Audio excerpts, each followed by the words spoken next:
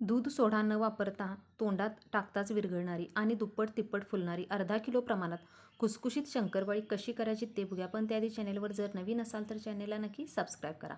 शंकरपाळी बघूनच तुमच्या लक्षात आलं असेल की ही शंकरपाळी किती खुसखुशीत झालेली आहे. या व्हिडिओमध्ये मी बऱ्याच काही टिप्स सांगितलेले आहेत, त्यामुळे व्हिडिओ शेवटपर्यंत नक्की बघा. चला तर मग रेसिपीला सुरुवात करूया. इथं मी अर्धा किलो मैदा घेतलेला आहे आणि ज्या वाटीने साखर घेतलेली आहे त्याच वाटीने 4 वाटी मैदा घेतलेला आहे. आता त्याच वाटीने अर्धी वाटी पाणी घेतलेलं आहे आणि अर्धी वाटी तूप घेतलेलं आहे आणि थोडीशी म्हणजे एक अर्धा चमचा वेलची पावडर घेतलेली आहे. आता सुरुवातीला गॅसवर पाणी आणि साखर एकत्र करून साखर फक्त आपल्याला विरघळून घ्यायची आहे. इथं आपल्याला साखरेचा पाक करायचा नाही, फक्त साखर पाण्यामध्ये 1 मिनिटभर फक्त विरघळून यायला घ्यायची आहे. साखर विरघळली की गॅस बंद करायचा आणि यामध्ये वेलची पावडर मिक्स करायची. वेलची पावडर घालून थोडं पुन्हा याला मिक्स करून हे पाणी आता पूर्णपणे साखरेचं पाणी कोमट करून म्हणजे पूर्णपणे थंड करून घ्यायचं.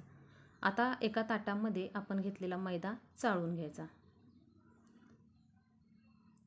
अशा पद्धतीने इथं मी सगळा मैदा चाळून घेतलेला आहे.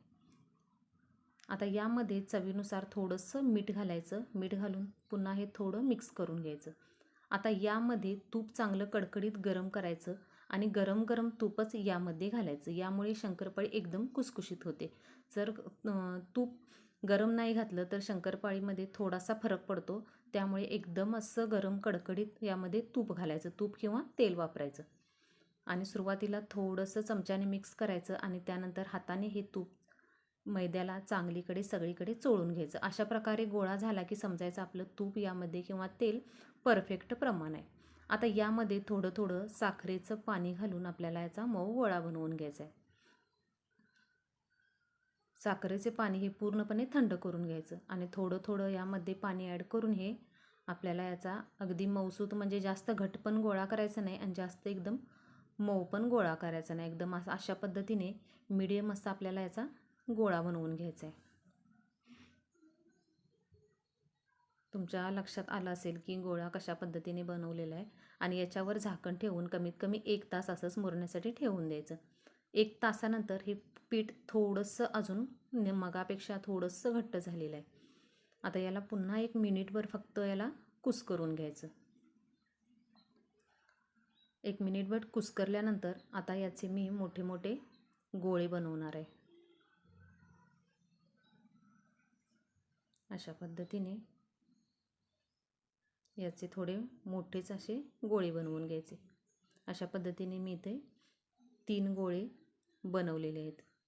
आता पोळपीठावर एक गोळा घेऊन याची छोटीशी पोळी लाटून घ्यायची आणि जसं आपण चपातीला घडी करतो त्या पद्धतीने याला घडी करायची आणि पुन्हा याचा थोडासा गोळा बनवून याला लाटून घ्यायचं. यामुळे शंकरपाळीला लेयर्स भरपूर येतात आणि शंकरपाळी खुसखुशीत होते.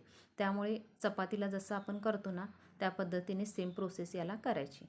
आणि आता साईडच्या कडा कट करून घ्यायच्या आणि आपल्याला हव्या त्या साईजमध्ये शंकरपाळी कट करून घ्यायची. हे साईडचं जे पीठ आहे आपण हे नंतर दुसऱ्या पिठामध्ये पुन्हा मिक्स करायचं आणि आपल्याला हव्या त्या साईजमध्ये याची शंकरपाळी पाडून घ्यायची. अशा पद्धतीने तर मी चौकोनी शंकरपाळ्या करून घेतलेल्या आहेत. आता याची साईज बघा, मी जास्त जाड पण ठेवलेली नाही आणि जास्त पातळ पण ठेवलेली नाही. आता तेल गरम करून घ्यायचे आणि तेल गरम झाले की यामध्ये थोड्या थोड्या टाकून घ्यायच्या. शंकरपाळी जास्त तेलामध्ये घालायची नाही, नाहीतर ती फुलायला थोडीशी कठीण जाते. त्यामुळे याला थोडा तेलामध्ये स्पेस ठेवायचा म्हणजे शंकरपाळी दुप्पट तिप्पट आपली फुलते. तुमच्या लक्षात आलं असेल की शंकरपाळी किती फुललेली आहे. आणि जवळजवळ गॅस पूर्णपणे शंकरपाळीचा लो ठेवायचा आणि लो गॅसवरच एक 3 ते 4 मिनिट याला थोडासा ब्राऊन कलर येईपर्यंत तळून घ्यायच्या. आणि अशा पद्धतीने इथं मी बाकीच्या देखील सगळ्या शंकरपाळ्या तळून घेणार आहे. आता या मी काढून घेणार आहे. इथं मी सगळ्या या शंकरपाळ्या बाकीच्या देखील तळून झालेल्या आहेत. तुमच्या लक्षात आलं असेल की ही शंकरपाळी किती खुसखुशीत झालेली आहे आणि याला लेयर्स पण भरपूर आलेले आहेत आणि ही दूध सोडा पण वापरलेला नाही दूध वापरला नसल्यामुळे ही शंकरपाळी 2 महिने आरामात टिकते. व्हिडिओ आवडला तर चॅनेलला नक्की लाईक, शेअर आणि सबस्क्राईब करा.